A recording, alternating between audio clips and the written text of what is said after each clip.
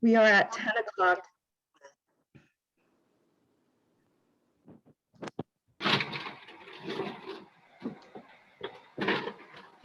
I know we have a really good showing of folks registered for this event today, about 150, which is the max for our webinar.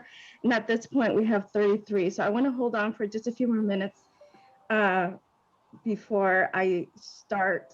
But for those who are here right now, I want to thank you for joining us. Some of you have been with us during the whole project, which has been, I counted this morning, it's 23 months as of this month. So a good almost 2 year.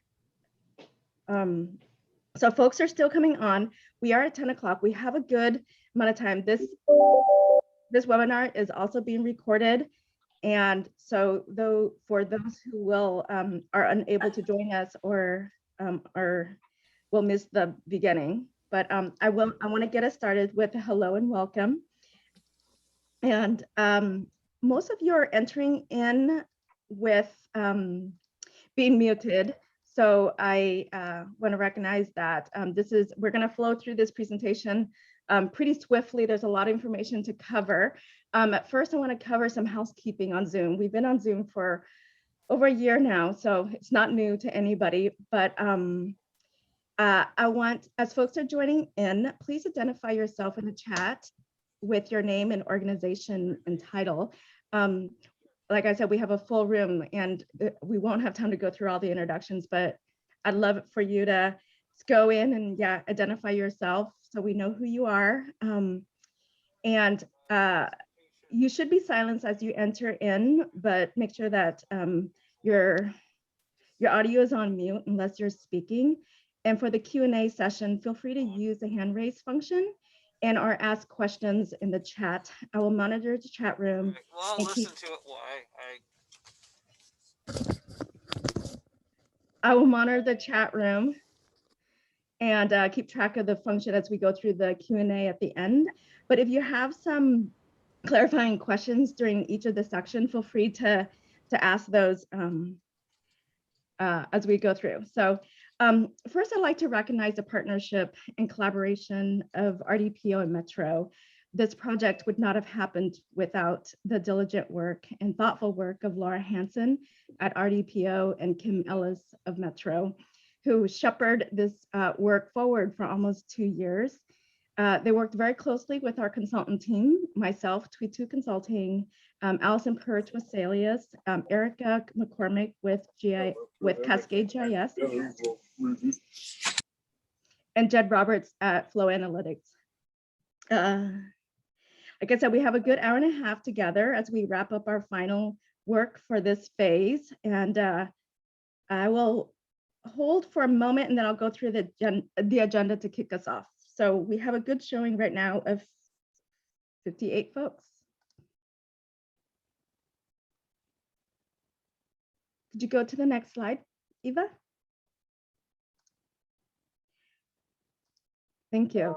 So here we are with our agenda. I want to go through the review of the agenda and I want to make sure that all our stakeholders and project teams are here and are welcomed. For the first part of this presentation, we will go through the project summary and outcomes. So I will talk about some of the key findings and recommendations, and you will find in your agenda the final report and the appendices. So what we'll cover mainly here will mainly be an overview of our findings, and then we'll have a quick 5 minutes Q&A in that part for some clarifications. And then the second part of the workshop will mainly be going through a deeper dive into the project data, and that's when I'll hand it over to our GIS team at our consultant team and at Metro. We'll go through the regional ETR GIS online viewer and then go through the data orientation and how we got to where we arrived to where we're at. And then we will cover some Q&A at the end. And in the closing, I'm gonna hand it back over to Laura and Kim to talk about next steps and what we're gonna do next, and our work into going into phase 2. So that will be a good hour and a half, and we should end at 11:30, so we can have our afternoon to your. So.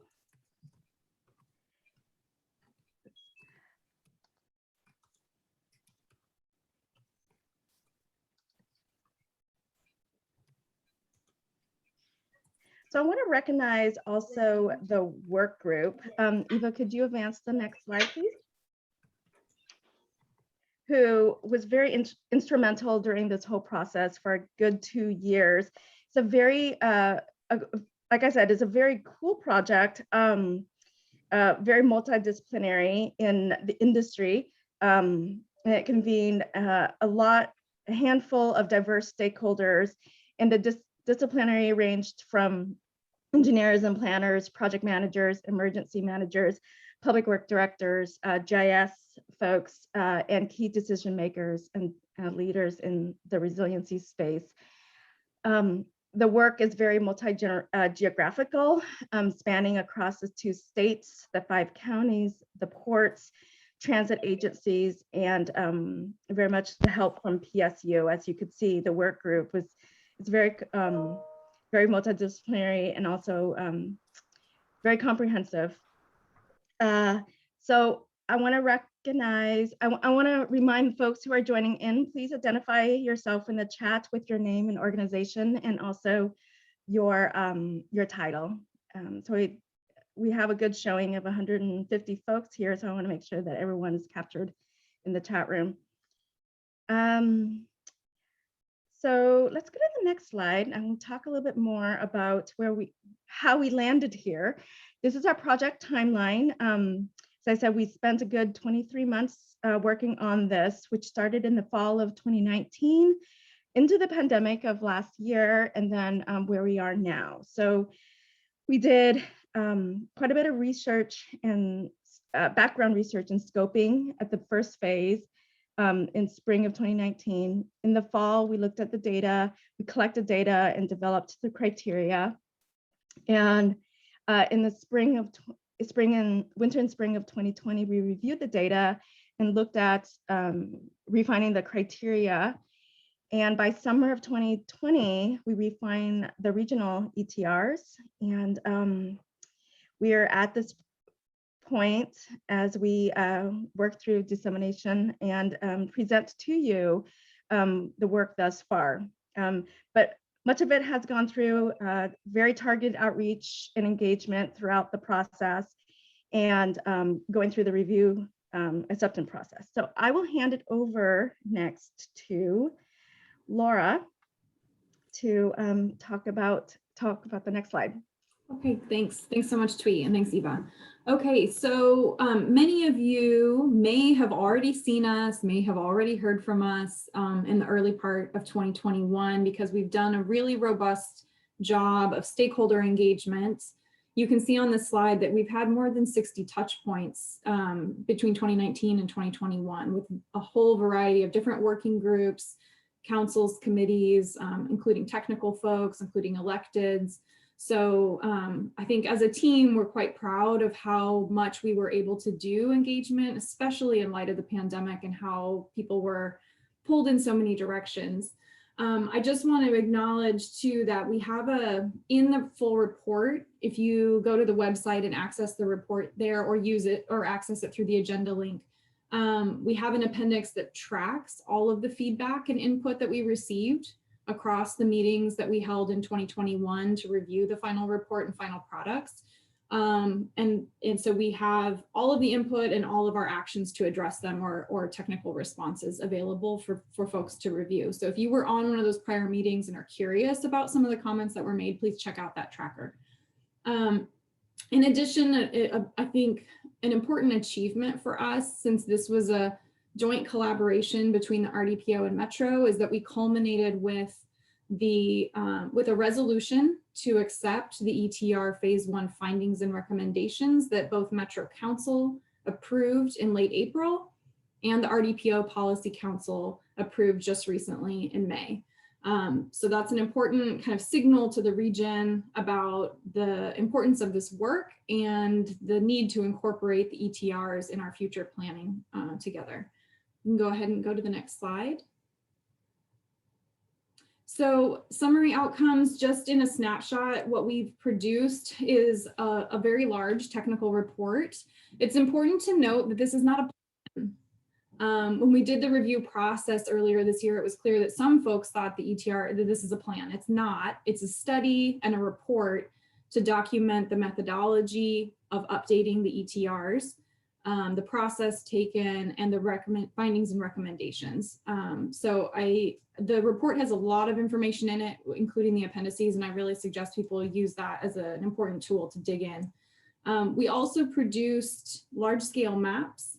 So if you go on the project webpage, you can find links to each of those. We have one for each county, and then we have one regional large-scale map as well. So those are available for folks to download and use. And then we'll be speaking in detail more today about the online viewer as well. So I won't belabor that point because we're going to go into it a little bit later on today. Okay, so we can go ahead and advance to the next slide.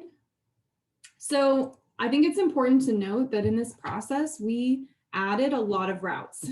We've added 89 new routes as of our count count. We have, importantly, we have over 75% of our state and regional critical infrastructure and essential facilities that were identified in the project with accessibility to those routes. So that I feel is a really important achievement for us as a region, that we've made a much more robust regional ETR network through this project. Okay, next slide. So for those who maybe, if you haven't heard from us before, this may be new info for you, but essentially, just in a nutshell, these were the three major criteria that we applied when updating the regional ETR designation. So these three factors. First was a look at connectivity and access, kind of in reflection of the point I just made. You know, we were really trying to establish more robust connectivity for essential facilities, critical infrastructure, making sure that the regional routes are serving their function of connecting local ETRs, like very local routes that might serve like a fire station, something like that, connecting them up with regional routes all the way up to the state seismic lifeline routes. So that's kind of that important connectivity component. And the other thing is looking at the connectivity of community and equity, which I'll speak to in a minute. But we looked also at the route resilience. So when you hear from the GIS and analytics team in a little while, you'll hear more in depth, and from Twee in a minute, about kind of what factors went into that. But understanding what the resilience concerns and considerations are for the routes was an important step for us. And then community and equity, we're going to unpack kind of our approach to that in this first phase. And we know there's more work to do as we continue with ETR work in the future, but looking at connectivity and access for vulnerable communities, for isolated populations, and really trying to understand, you know, particular needs of specific areas, especially rural areas that may have different needs than some of the urban areas. Okay, next slide. So looking at that, again, all of this is very detailed out in the report, but in summary, when we looked at the connectivity, we recognized that a few things to highlight. You know, like I said before, we have over 75% connectivity to those identified critical facilities. However, we recognize that some areas still have limited alternate routes. With this update, we were able to establish quite a bit more redundancy so that we have a more robust network, but some areas there just isn't an alternate. Some areas also are more heavily dependent on state routes than regional routes, just by the nature of their geography and how their community is served. And we recognize that there's a need for further study of critical infrastructure and essential facilities, especially when it comes to informing operational decisions and actual planning. We need some more information in that area. So on the resilience side, some key findings. You know, we obviously know that we have some pretty serious seismic and landslide risks in the region that would impact connectivity, especially in certain areas in an event. We also recognize the need to seismically strengthen bridges. That shouldn't come as a shock to anyone here, but that's not what we were focused on in this study. So we just want to highlight that that's still a need and that more analysis would be needed for understanding those impacts like the earthquake, landslide, even wildfire or flood, how those distinct scenarios would play out and which routes would be impacted depending on the scenario. So that a lot of that information we'll speak to a little bit later on today. And then also just to highlight that this wasn't an engineering analysis. So we do recognize the need for further engineering analysis specific to retrofit needs along the routes.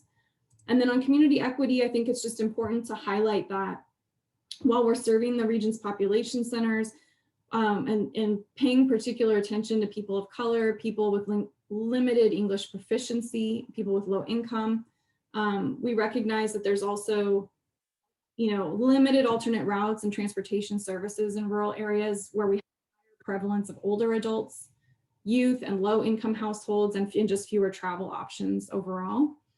And we're calling for more in-depth equity analysis and specific community engagement in our future work. So we'll speak to that a little bit later on today. Okay, I'm going to hand it back to Twee to go through some of the visuals that accompany these findings. Thank you. Some of you have seen this, and this is new to some of you as well. But like I said, this is going to be an overview as we go through a couple of these slides. Our GIS team will go into a deeper dive in the data. But first, this is what we had put together as connectivity and access in our findings for our critical infrastructures for the state and region. And as you can see, there's quite a bit. And what we did in this work really was to overlay a lot of the county maps and the information. And as you can see here, we've identified the statewide seismic lifeline routes, the regional emergency transportation routes. Airports are identified in here, as well as a few points in the marine terminals. Rails are also identified, and our rail yards was very critical. So those are identified as a critical facilities. And then in the access, in the map on the other side, we have our public works facility, our solid waste management site, our fairgrounds, our hospitals, and our disaster debris management sites, as well as the regional routes itself, where it lands in the region. And we identified the 911 dispatch center and the emergency operations center. So it's a very comprehensive project, a lot of information and work that went into this. And so this is what we have as final. As we said, it's in the report, as well as I will go in a deeper dive in the second section as we identify this work. So if you can go to the next slide, Eva. So this shows our resilience findings. On your left is the final liquefaction map, and on the others is a landslide hazards map. And as you can see in the legend and where it lands on the map in some of your facilities and where your work is, some of them are very high in susceptibility. Some falls in a high range and moderate for liquefaction. And likewise on the landslide area, you've got quite a bit in the whole range within our region. So this work, as we said, is very important, and it's good that we're at this point where we could share this with you. But you could see where our statewide seismic lifeline routes fall with respect to the liquefaction and landslide hazards in these maps. Eva, if you can advance to the next slide. And vulnerable bridges, we've had identified in here, the vulnerable bridges are at great risk in the region, as you know, as you can tell. The crossing of the Columbia and the Willamette rivers are very, very vulnerable. And our seismic landslides impacts of the roads and bridges are actually very likely have higher connectivity and access during an emergency. So the work. There's a lot of work ahead, but this is a good showing of where we are with respect to vulnerable bridges. Eva, if you can advance to the next slide. And I will hand this over to Kim at Metro. She's going to talk more about some of the information that was gathered for the population centers and the equity findings.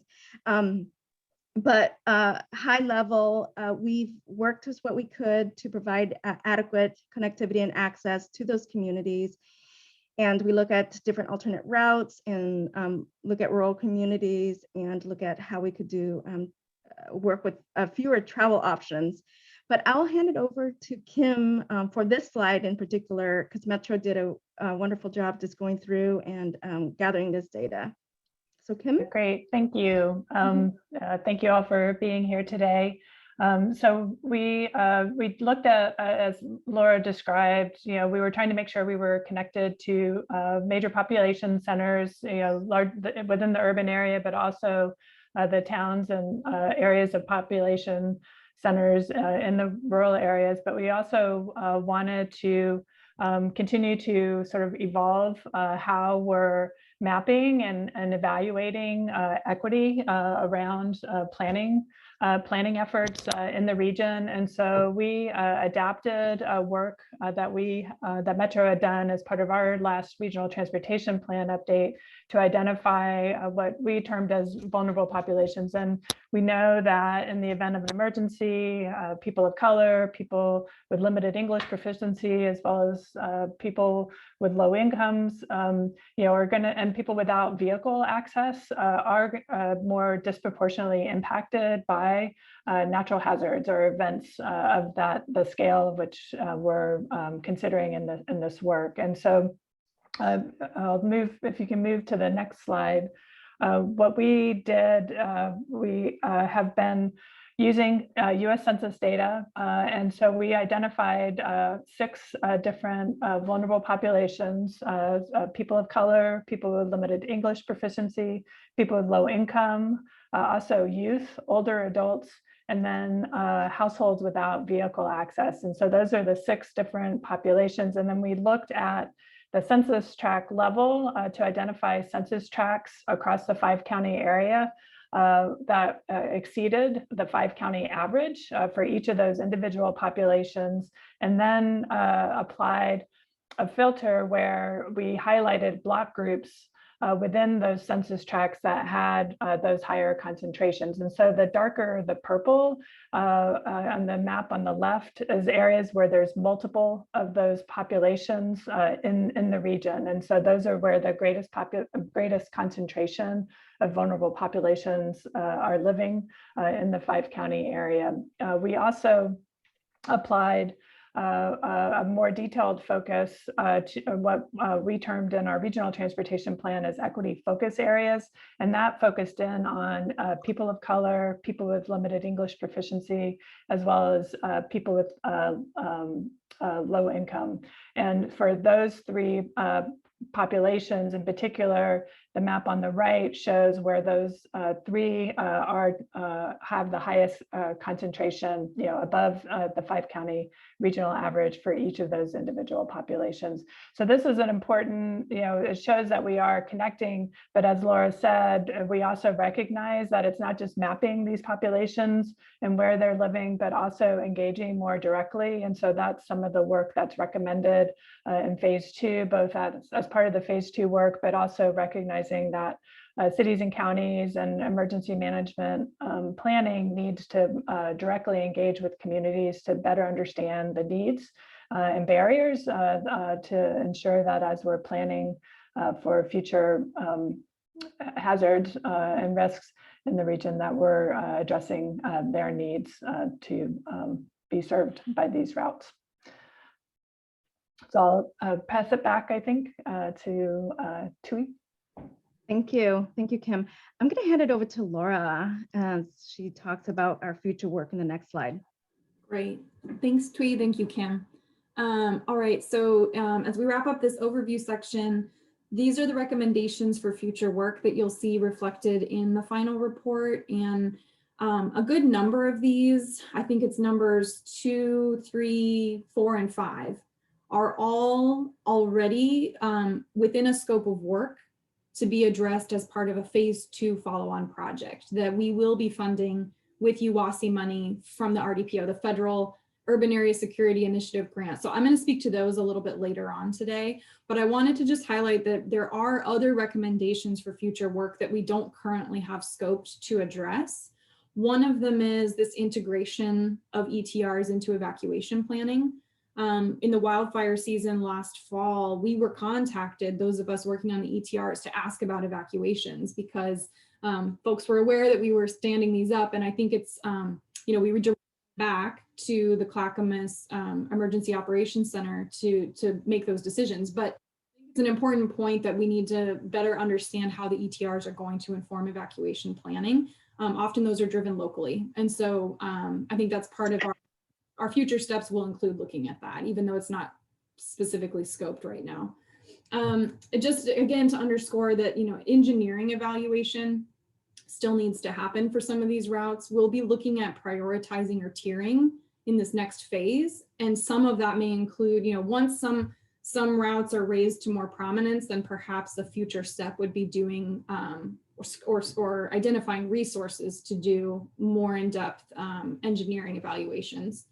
And another point that I'll make before I stop is just this concept around evaluating river routes continued to get a lot of traction throughout the course of the 2 years. When we started the project, we had partners at PSU Trek, just to give a shout out to them, did some desk research for us on best practices and looked at the use of river routes up in Vancouver, BC, where they're planning to rely much more heavily on their rivers in a seismic event. So that's an area that I know a lot of regional partners remain interested in, and I think would be an interesting follow-on project as well to help us round this out, since we're only looking at the roads right now. We know more work needs to go into the bridges themselves, but also understanding what we can do to waterways will be an important step. Again, all of these recommendations are detailed out in greater detail within the report. So if you haven't had a chance to look at it, I recommend at least peeking at that section. And I'm going to stop for now so that we save time and we pass on to the GIS folks for the data orientation. But at the end, we'll come back and talk a little bit more about this phase 2 before we wrap up. So I'm going to hand it off to, I think, Jed and Allison. Oh, yeah. One more thing before I hand it off to you, because I know we ran a little over time for Q&A. So if folks do have questions, please pop them into the chat and we'll be monitoring that. And then we can hopefully address some before we wrap up. Thank you. Well, thanks, Laura, Kim, Twee, for getting us started here. And hopefully we can make up a little bit of time here and give some more room for Q&A at the end. But I just want to thank everybody for joining us this morning. We're going to switch gears a little bit and do a deeper dive now into the GIS data and analysis. And I just want to start by saying that I'm going to be beginning this on behalf of our data team, but you're also going to hear from Allison and Matthew a little bit later. But we've got a great team here that's worked on this. Erica McCormick with Cascade GIS. She did a lot of the heavy lifting with respect to the project design, data acquisition, some of the initial analysis. Allison is our geotechnical guru, and you'll hear from her a bit more. Matthew has been a great help to us with respect to helping us get these layers more available to folks on the web.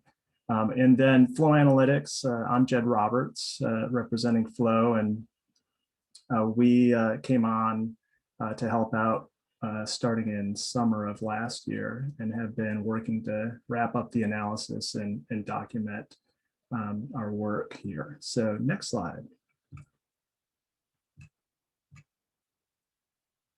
So this is a visual of the primary layer product from this work. What you're seeing here are the regional routes as well as the Oregon statewide seismic lifelines. And this has really been an iterative process to designate the regional routes here. And you'll see that there are secondary analysis layers and tertiary reference layers that were used to help with that iteration, as well as the stakeholder engagement that was mentioned before.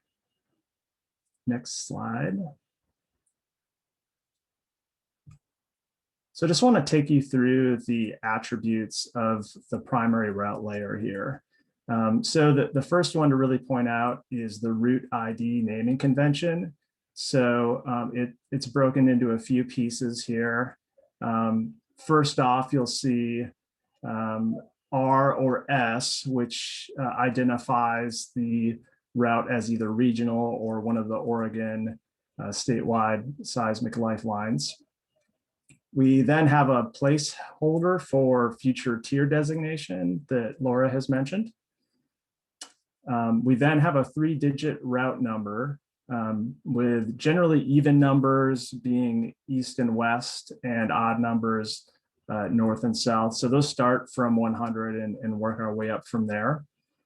And then finally, we have a 2-digit segment number for routes that have multiple segments. And if it doesn't have multiple segments, it is identified as just a 00 there. So with just onto the next attribute, route name, this is the common road name.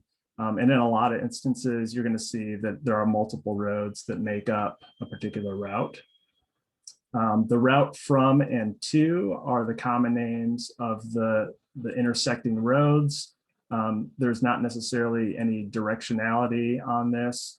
Some of this was adopted from the original data set that we started from.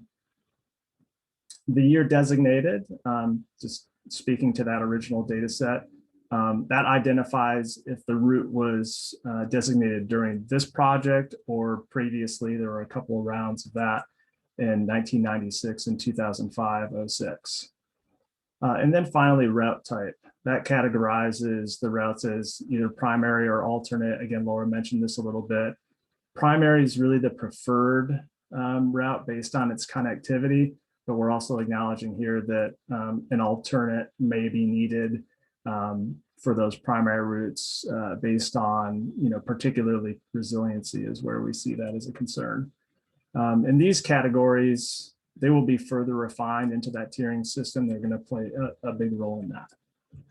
Next slide. So how to get this thing? The top link is where you can go to get the shapefile. And again, it looks like we posted in the chat a link to the presentation here, so you can just go ahead and click through there. And then we're going to talk about the data that you'll be able to get in the second link following a demo that I'm now going to kick over to Matthew to walk you through the web viewer. Great, thanks, Jen. Matthew Hampton here from Metro. Next slide, please, Eva. All right, so here's an example of just the splash screen. When you go to the app, you'll see this. This is an application that was designed for the ETR process. We were originally going to go around to each individual jurisdiction and present this information, but of course, COVID hit, and so we switched to an online format. This application is combined with a few different hosted raster layers and vector tiles and feature services. It's designed 3 different map applications combined into one story map. Next slide. So this shows you the route resilience layers on here, a combination of geologic hazards as well as floodplain and whatnot. Next slide. So here we have a variety of the connectivity and access layers. And so this has, they're broken down into 3 different tiers. We have the state and regional tier, higher level tier for larger important things at a larger scale level, as well as we broke it down to county and city layers, and then community layers as well. And so this is just an example. I'll show you the splash screens of each of these different maps, and then we'll jump into the viewer. Next slide. And so here's the community and equity layer. So this shows, all of these maps have the ETRs labeled on them, as well as a variety of the ancillary layers. And so this shows the combination of the people of color, the limited English, the low income, people under 18, and people over 65, as well as you can also get into the population density. And so what I'm going to do now is I'm going to share my screen. And we will see how this looks. So hopefully you can all see my screen here. This is a splash page of the app here. And we can jump into the route resilience layers. Here we see the liquefaction susceptibility. You can toggle these layers off, look at landslide susceptibility as well.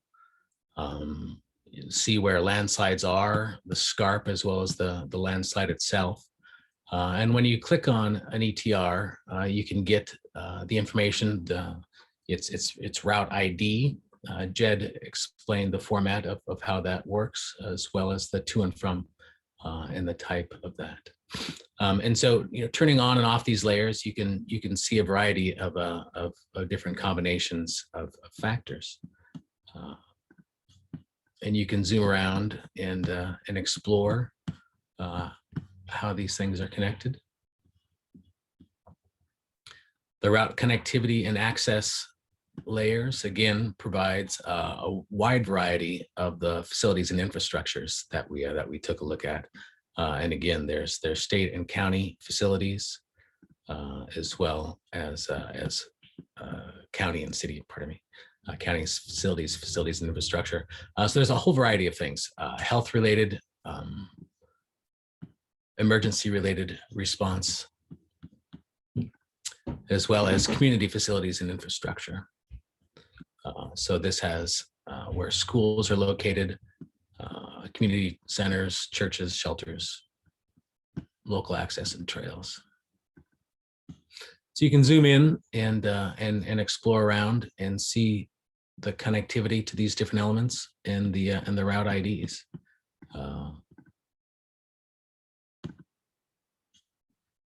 There's a wide extent. And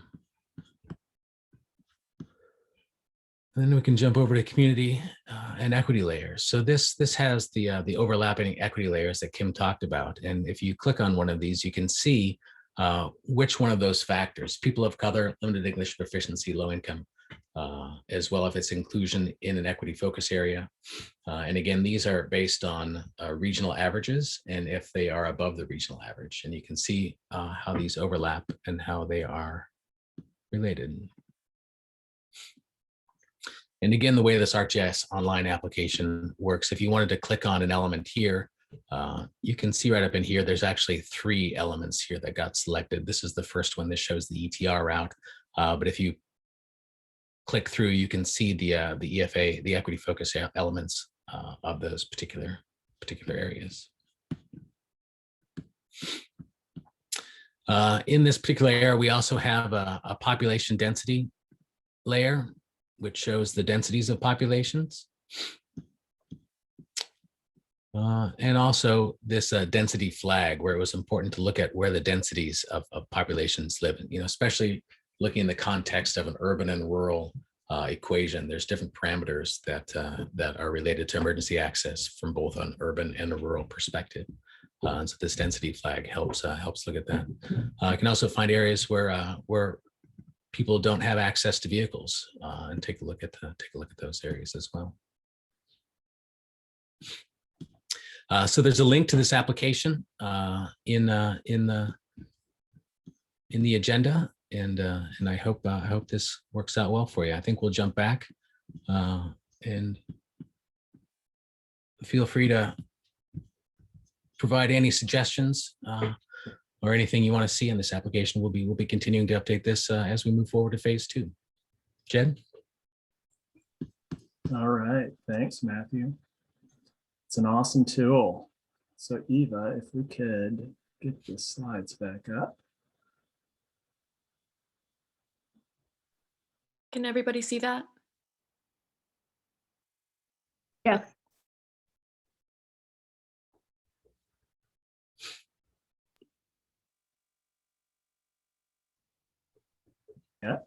Is this the correct slide? Next slide. Yeah, that's perfect. Oh, one before.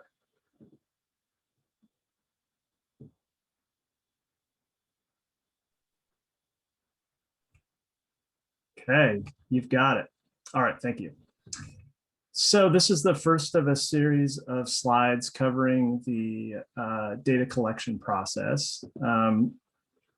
The starting point here, as I mentioned before, were the previously designated regional routes, of which there were 122 segments. And Laura mentioned that we added segments, specifically 69 segments were added, again, informed by the analysis and stakeholder engagement process.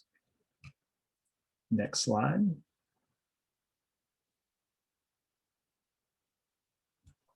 So just a comment here on horizontal control. So as routes were designated, we ensured that they matched with the authoritative street layers. You can see those listed here.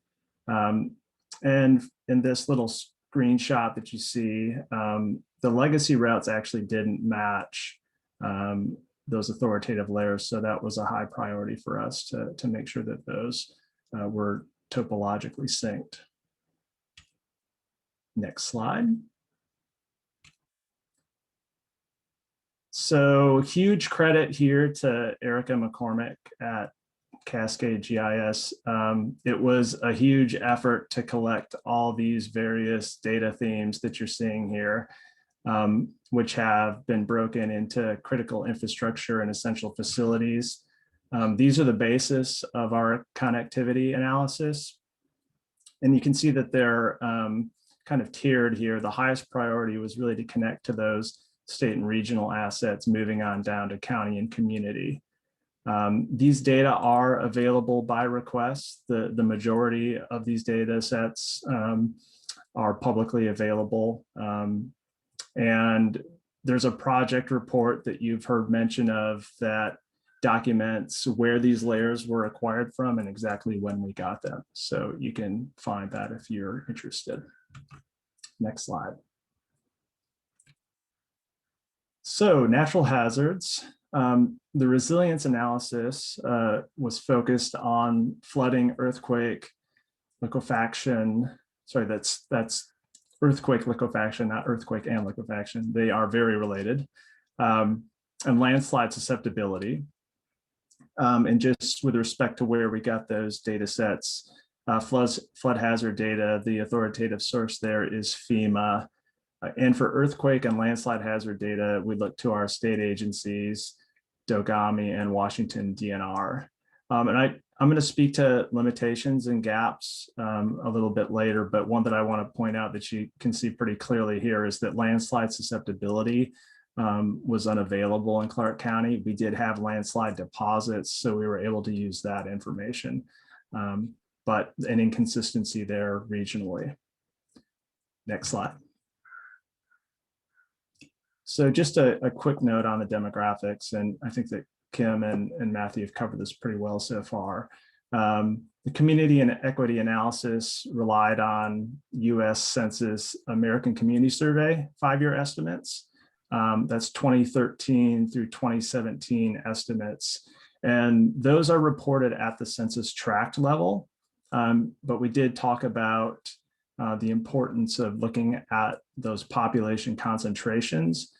So in those cases, we used block groups, which are a finer grained aggregate, to enrich the data to give us a better sense of where those important concentrations were. Next slide.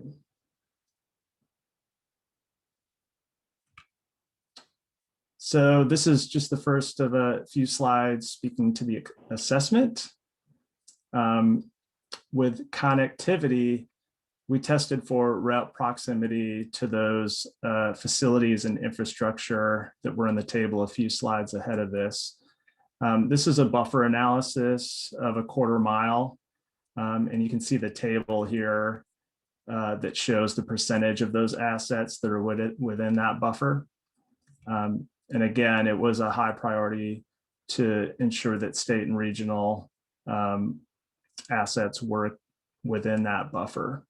And then moving on down through city and community, although we had better than average or better than 50% connectivity for the vast majority of these assets here. Next slide. So with the resilience analysis, this is an exposure analysis to the various levels of those hazards. So for flood, for instance, the 100-year or 500-year, does it fall within either of those? With respect to landslide susceptibility and earthquake liquefaction, they have very similar ratings, very high down to moderate or no hazard. So each have been categorized with the percent of the route that falls into each of those various levels. And then also a count of the number of bridges along that route that are classified by their seismic vulnerability. And that's where available. I'll talk about that a little bit more with the limitations and data gaps. Next slide. And then final piece here on the assessment is community and equity.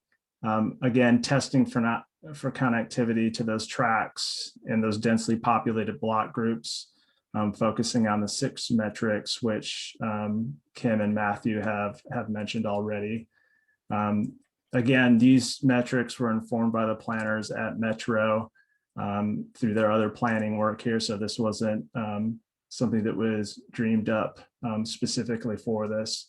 And just highlighting the map here, it's showing again those concentrations of areas with multiple vulnerable populations. Next slide. So first of a couple slides here, speaking to the gaps and limitations. So there's a list of data here that we would have liked to have had access to consistently throughout the study area. Of course, it's out of scope to develop these data for the first time. But I think as we move into phase 2 of the project, we'll be looking to fill these data gaps where possible here. But just to speak to each of these, landslide susceptibility for Clark County, I mentioned that there is a small portion of the county that's covered by mapping, but just covered very small portions of a handful of routes and would not have provided a useful measure of percentage of exposure for those routes. Road characteristics, I think that this becomes important as we get into the tiering exercise in the next phase. Seismic vulnerability, this was not available for some local Oregon bridges and all Clark County bridges. This wasn't available. And importantly, with the on and off ramps, and I'll speak a little bit more to that on the next slide. Hey, Jed, can I just go back to that bridge thing really quick? You sure can. So ODOT this is Allison with Salus. ODOT has gone through and worked with the counties to do a high level vulnerability assessment of state and county bridges, and they rated them vulnerable, potentially vulnerable, and not vulnerable. Single span bridges were included in not vulnerable, and through this work and other discussions with the counties, because the counties have all also worked with ODOT to look at their bridges. So some of our routes were included to be detour routes to known problematic bridges.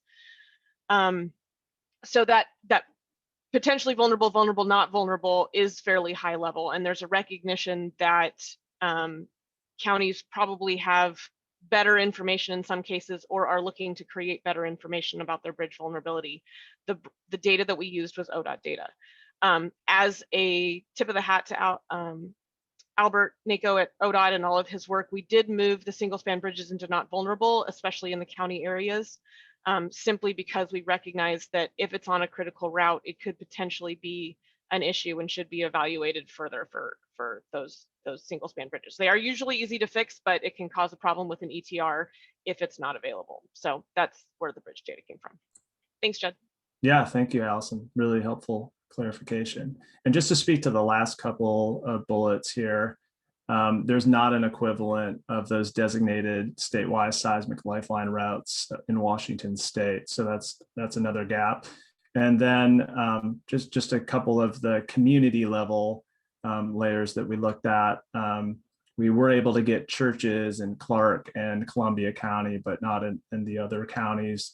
And sand piles was just one of those things that we did not have available anywhere outside of Portland. Next slide.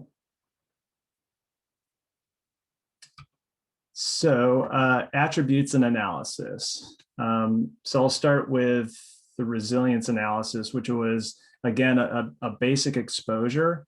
And you've heard mentioned that it was out of scope to perform detailed geotech assessment on these. So not getting into the level of detail of, for instance, upslope vulnerability or susceptibility for landslide as an example. So route ownership and maintenance, it's not really as simple as, which jurisdiction the route is in. So that continues to be a focus going into phase 2 of the work.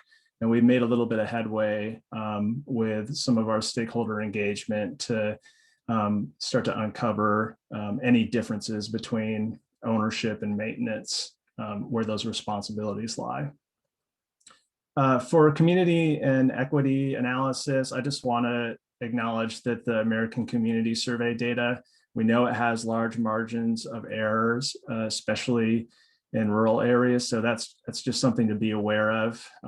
We don't have a better option yet until the new census data comes out, however. I also want to note that public works facilities, they were particularly inconsistent with respect to their categorization. So that also is going to be something that will be a focus of phase 2 to work with our stakeholders just to get a better sense of continuity between the categorization and just ensuring that we're putting those elements in the right bins and accurately representing them. And then finally, evaluation of the on and off ramp tie-ins between the regional and state routes, that really presented a barrier for us with respect to creating a truly routed GIS network. So again, a focus in phase 2, but I would say in the meantime, the metro streets and county street layers, they could be used to fill in those gaps if someone in your particular GIS shop needed to do a routed network analysis based on this data. And I think the project team here could be consulted with to help you move that forward if you're looking to do that. Next slide.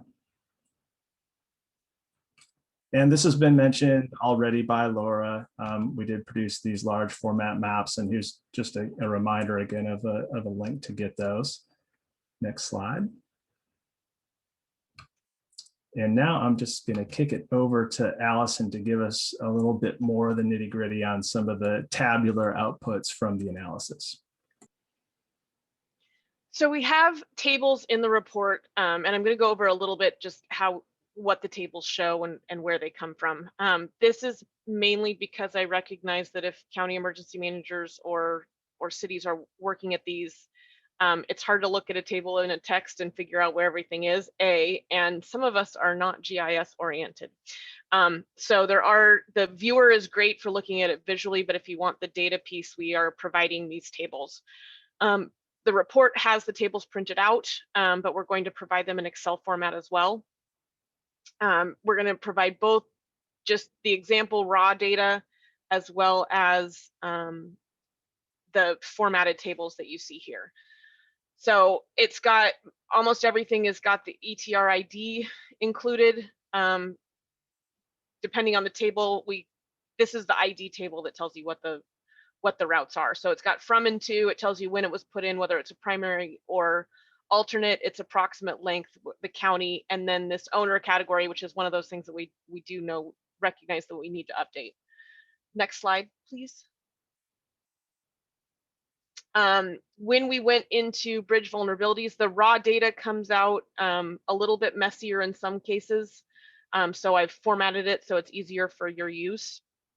So I'll get into the tables in just a second so you can see what I'm talking about. But we provided route vulnerability data for these different, got the route, and then you've got these different bridges that were the bridge classifications that were thought of. And then next slide.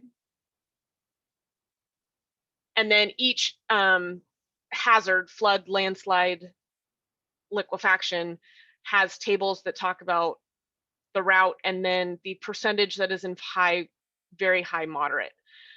For the report, we ranked them based on the risk, based on whether they have moderate or not, and then the percent of, and have the percent of the hazard above moderate, so you can tell which routes are the worst. The tables that are going to be in Excel will have all of the routes included, so you can see where there's 0. What's not necessarily adequately shown is, especially in the landslide one for the Clark County landslide, for the Clark County routes, is that those obviously weren't evaluated. We do have the bridges highlighted in Clark County where they actually tell us how many bridges there are, but they just fall under not evaluated. So I'm going to hop over and share my screen really quickly just so I can show you what the tables look like.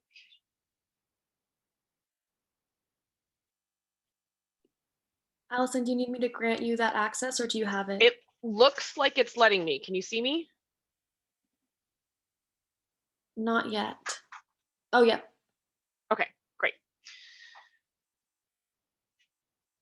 So I'm going to start with so raw data tables that come direct dump from GIS, which I have to ask for because, like I said, I am not the GIS person.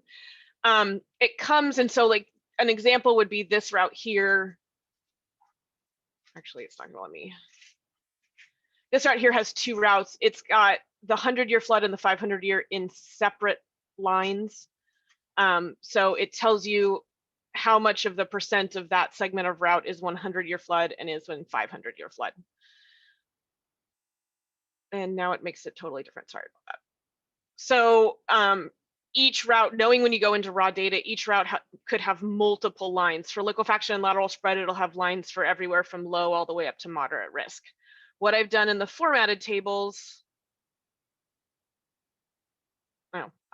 sorry, I mixed files, so I'm going from flood to landslide, but the idea is the same. What I've done in the formatted tables is we have the ETR ID and I've put it into very high, high, and moderate where the risks are, and then we counted if it was above a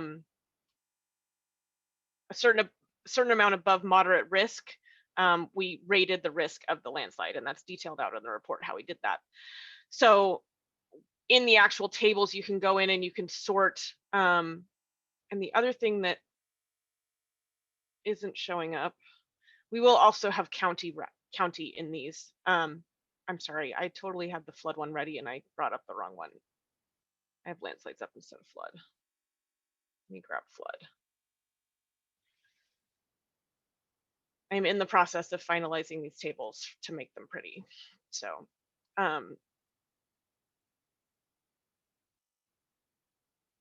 it's still not flood.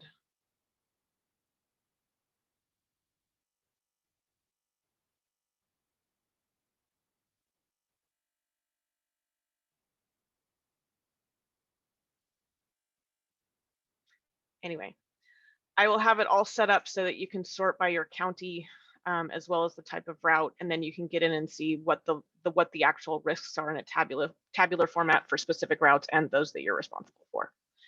And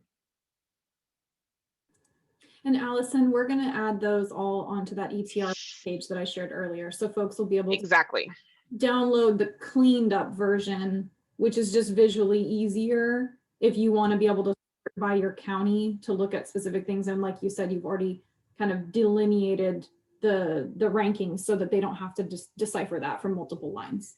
Exactly. So it will all be, the only thing that's missing from this table is the county line. I'm adding in the county for each of these tables so that you can go and sort by county and determine which ones are there. There are some routes that are in 2 different counties. So that way the data is there and you can go through and sort it and be able to use it a little bit better for your jurisdiction. And that's all I had on tables. So let me, I apologize that my computer's not opening Excel today.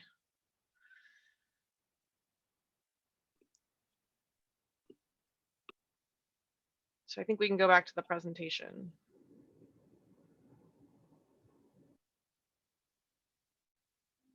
And then the next slide is how to access all those project files.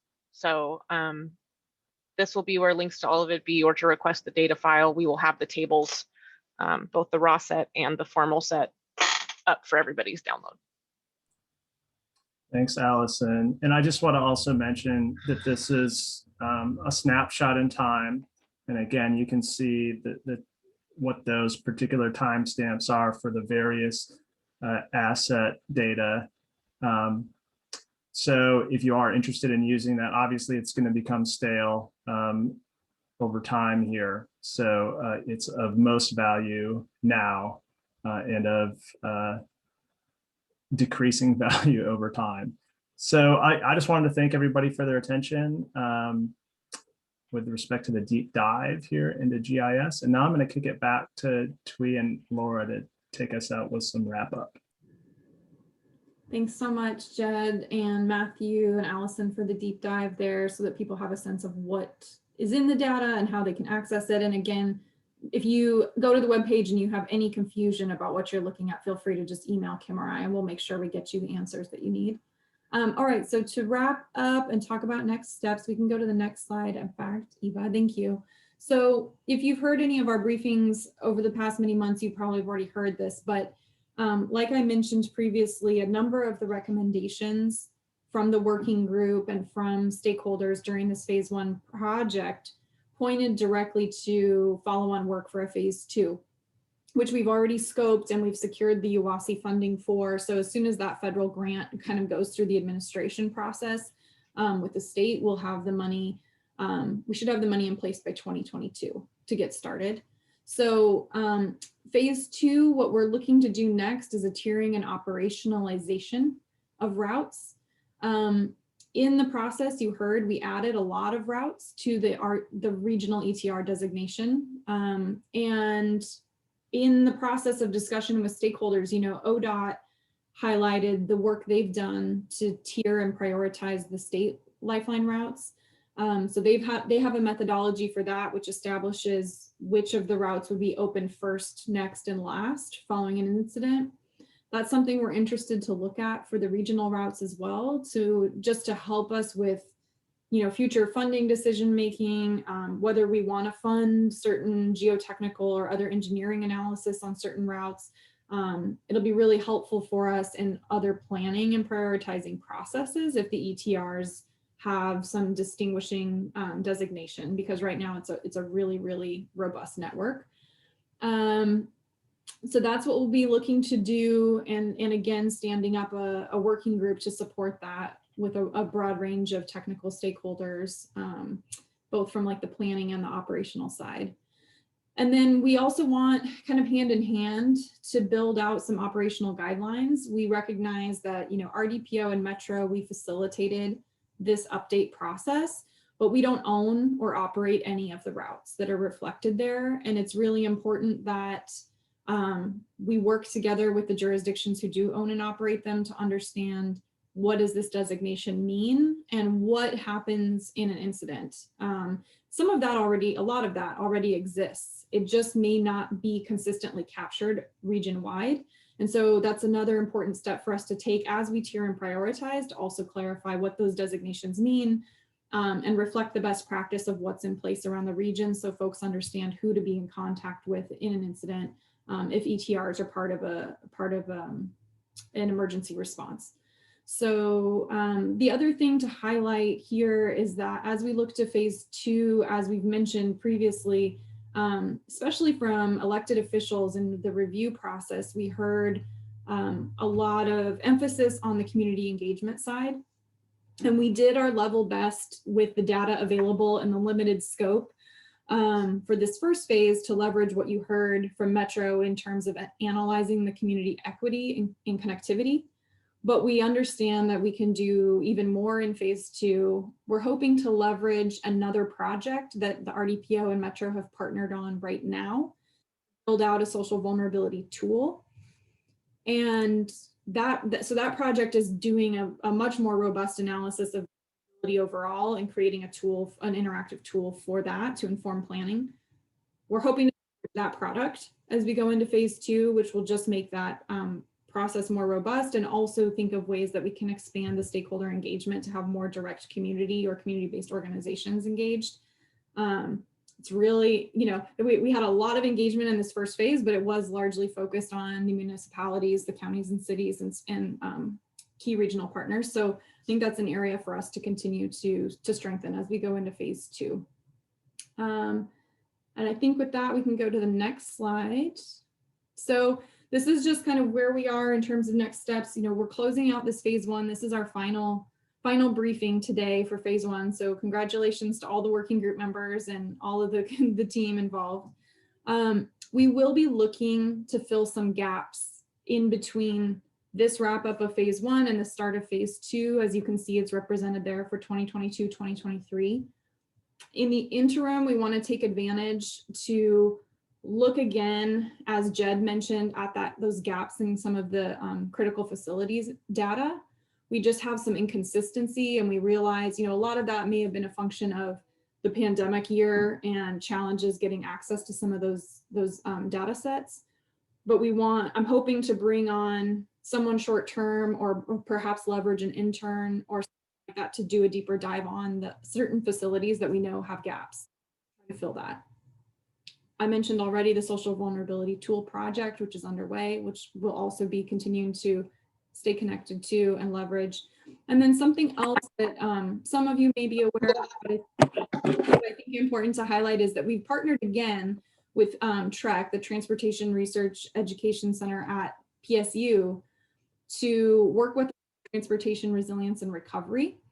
So the plan right now, John MacArthur's come on board and has a graduate student working with us as well, that we are gearing up to take lessons learned from this first phase. We facilitated a survey last month, help us to inform, you know, kind of the process and the products for phase 2, but also take a look at kind of the wider conversation happening around resilience and recovery in the region. There are a number of other important projects underway at the state level and state, regional, and local levels. So we plan to host a series of workshops this fall of 2021, and we'll make sure that that information gets distributed widely. And those of you who have attended today will get that information so that we can keep this conversation going and help to put ETRs in context. ETRs are one tool in the toolkit of transportation resilience and recovery. And ETRs are very focused on response. And so that transition from response to recovery is something that a lot of us are still to explore. And all of that will provide us really useful input as we stand up this phase 2 of the project, and perhaps other projects per the recommendations that you saw listed earlier. So I think that concludes. I'm going to just open the floor though, if Kim or Twee or others want to say anything else before we wrap up. No, I think it'd be great to see if people have questions, and there's some information being shared in the chat as well. Great.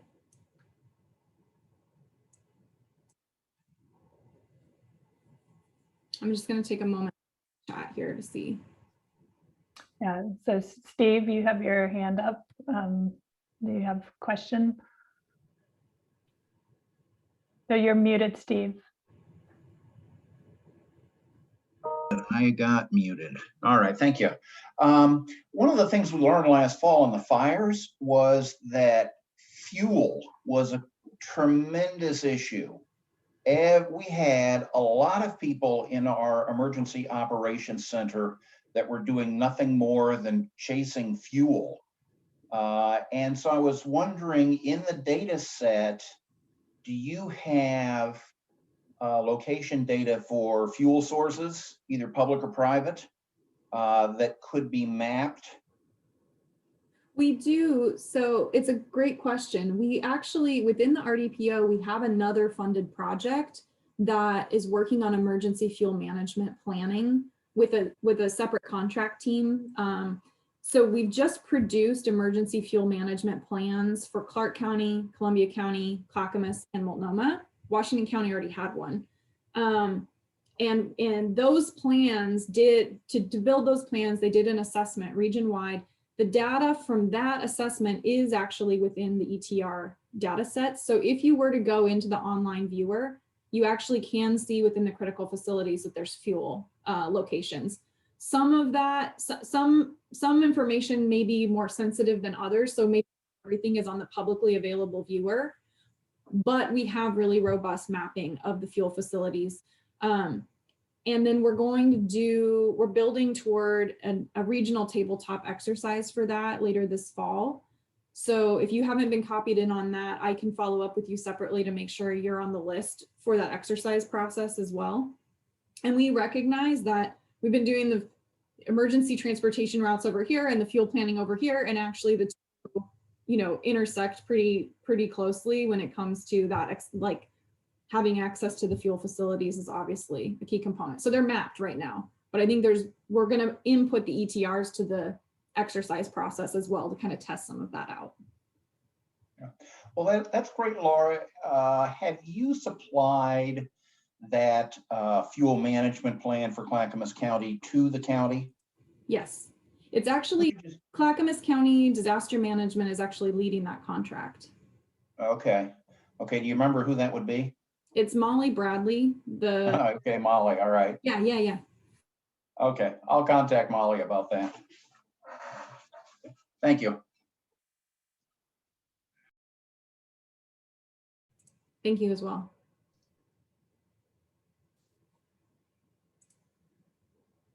I'm looking in the chat here. I see a question from John Bauer. Hi, John Bauer. Where are the state designated emergency transportation routes in GIS form? I would put that question over to Jed or Allison. Yeah, so I can start. That was captured in the report as acquired from ODOT directly, and is a part of the project files. That's not a sensitive data set and can be relayed with the project files here. Thanks, Jed.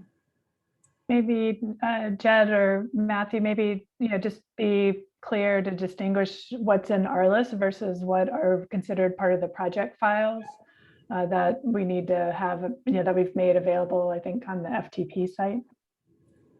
Right. So, right now the ETRs are available on RLIS. On RLIS Discovery. I put a link in the chat just a second ago, so you can access those. The other data will be available eventually. We need to work through some licensing, and we'll have those uploaded on our FTP site, and those will include the SSLERs and some of the other data. I don't know if Jed, if you had any other thing to add. Just a reminder that the Oregon SSLRs are baked in to that primary route layer at this point. But if you're interested in seeing the source data set with its full attribute table, that would need to come via request, either to ODOT or for these project files. Thank you. Seems like most of the questions that have been coming in during the presentation have been answered. But there's another one that came in from Alan at TriMet. Hey, Alan, he wants to talk more about next steps. And how does this info will get incorporated into other planning and ultimately operations. So I'm going to hand it over either to Laura or Kim to answer those. Yeah, thanks for the question, Alan.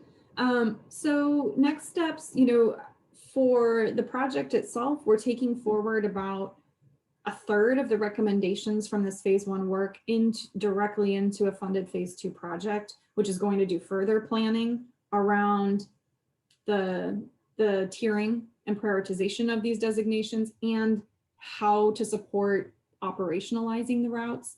We recognize there's a big gap right now. We can say these are the routes and there are a lot of the jurisdictions were like, okay, well, what does that mean ultimately for us if we own or operate this? And how does that influence in an incident? How does that influence our decision making? So that's our orientation for phase 2 is to get more of that clarified and provide guidance that's consistent regionally on that. As far as it getting incorporated into other planning within the RDPO, I'll speak to that and then I'll open it up to Kim, but kind of in line with what I was saying to Stephen, we have some other important projects underway for emergency management, including the fuel emergency management. We're also looking at emergency water provision. We're standing up things for the national level exercise for Cascadia Rising next year. Those are all things that I think this planning process can directly input to those other planning efforts or exercises so that we test out what we've established.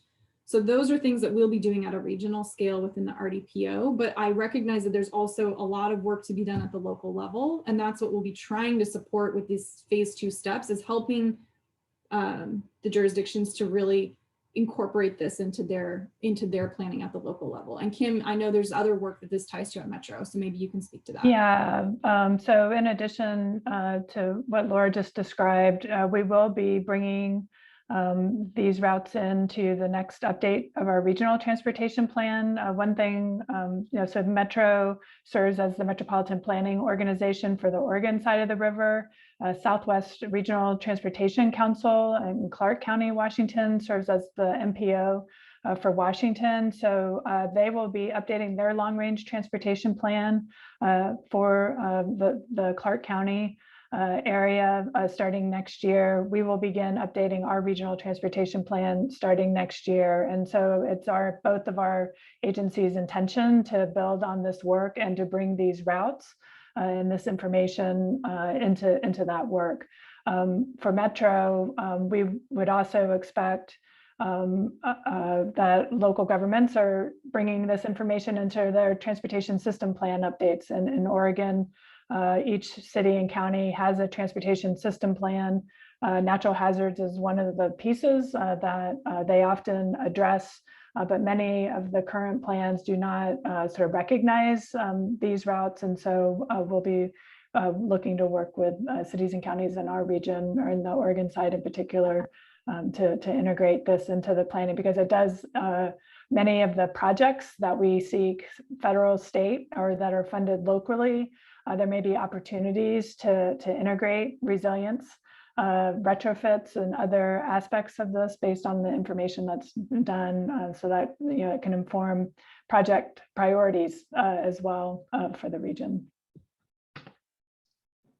And actually, one other piece I'll just add really quickly is this also becomes a basis for both sides of the river to really be advocating for more funding for planning, as well as investment to make the routes more resilient. Most recently, our Joint Policy Advisory Committee on Transportation, which serves as an advisory board to the Metro Council as the MPO, they approved a position paper for the federal transportation bill authorization, and it recognized the importance of more money for planning, as well as funding retrofits and other activities to help advance this work. Kim, there's also BRIC funding, which is coming out, which is, if these routes and bridges are identified as critical routes, that helps counties go after other types of funding. So it does inform that as well. Yeah, and to piggyback on that, Allison, I realize I omitted an important area, which is the updates to natural hazard mitigation plans, which are underway in I think 3 of our 5 counties right now. And so the ETR designations in this technical report can provide direct input to that as well. And that's where we kind of make the case at times for some of these larger mitigation investments that need to happen.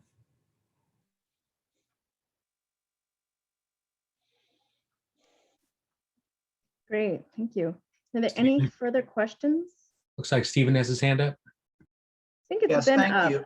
Yeah, I'm back. Or- Hey, Kim, this may actually be a question that you could respond to. An issue that we have experienced is that all of our planning in our transportation system is aimed at serving typical daily flows. Directionality, all those kind of things. It's all based on what happens normally. But when you have a major emergency, a disaster, the traffic flow is not normal. And in fact, it's, at least in, the area around the disaster, it's the opposite of normal. You've got people going in that shouldn't be going up there. You've got other people trying to get out. You've got your equipment. And so what I was wondering is, has any thought been given to using the regional model to develop a disaster scenario that the localities in Metro could use to do traffic traffic forecasting for disaster scenarios? Yeah, that has come up, the idea of doing that kind of work. That would be a significant body of work that would need resources, but that would be something that would be very appropriate for use of our regional travel model to really do what if scenarios to better understand what the implications of certain routes maybe not being available in a case of an emergency, and to do more planning around that. But it really, I think, is something that the region would need to say is a priority to be spending time doing, and then either applying through the UASI program, the Urban Area Security Initiative, or piecing resources together to do that kind of work, I think would be really valuable. And I would say too that our regional model that Metro manages and maintains serves regional transportation planning for both sides of the river. So it's the same model, and we have a coordinated forecast of households and employment, and as well as all the model details. So it would be a great use of that kind of tool. But there are no plans, resources, but it's something that we have highlighted in the report. Okay, Kim, well, tell me when you want help and I'll beat the drum. And I'll Thank you as well, just briefly to say that while we are nowhere near, the robust effort that Kim just described in the work that we're doing with PSU Truck this fall, I spoke with Mike Besner like a month ago about including in that workshop series, including an opportunity for us to have a regional conversation about what happened with the wildfire evacuations, so that we can capture some lessons learned about how what worked well in that process and what maybe didn't well, and how that can inform us for future planning. So I feel like that's a baby step in that direction, but an important one that I think we can take here soon. Right.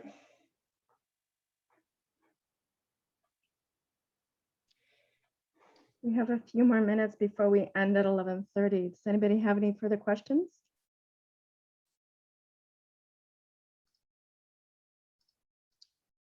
If not, we can go to the next slide. Eva, thank you.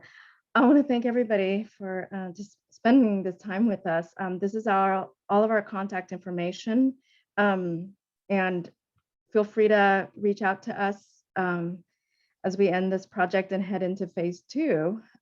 So we can stay on until 11:30 if you have any further questions, but we really appreciate the time that you spent with us here, and also we look forward to working with you in phase 2. And I'll just say as a final thank you from the RDPO, since we stood up this, commissioned this project with the UASI funds, first to Metro for being such a key partner to us in this process. We learned a great deal about bringing transportation and emergency management stakeholders together in a really meaningful way. And a huge thank you as well to Twee and Allison, Matthew and Jed and Erica. I don't know if she's on the line or not, but there was a vast amount of technical work that went into this analysis and producing the products. And so we just are so thankful to have you as partners in this, and for delivering such excellence in this first phase of the work. And to the working group members, thank you for staying engaged during the project. It was not easy, but we really benefited from everyone being at the table.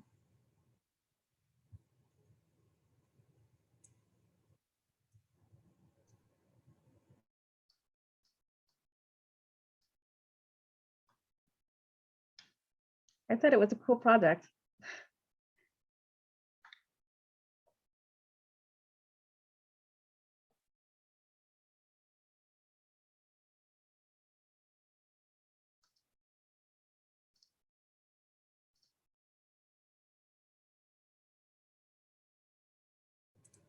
I see a detailed comment came in over here, so I'm reading it. It looks like, yeah, it looks like Keith has some, Keith said something. Let me read that.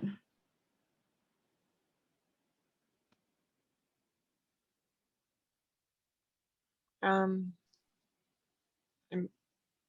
hoping if it's a regional project that within the 5 counties and cities we're working in, we can come with agreement during that project.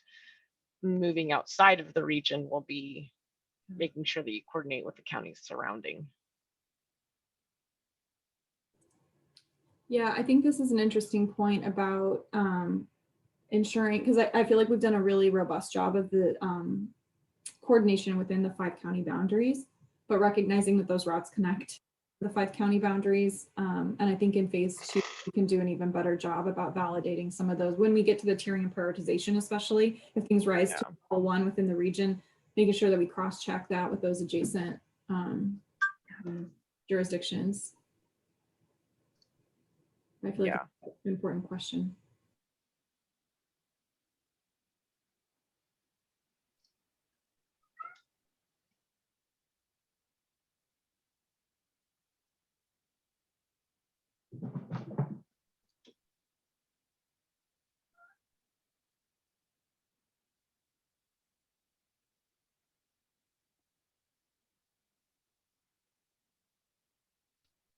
I think that's a wrap.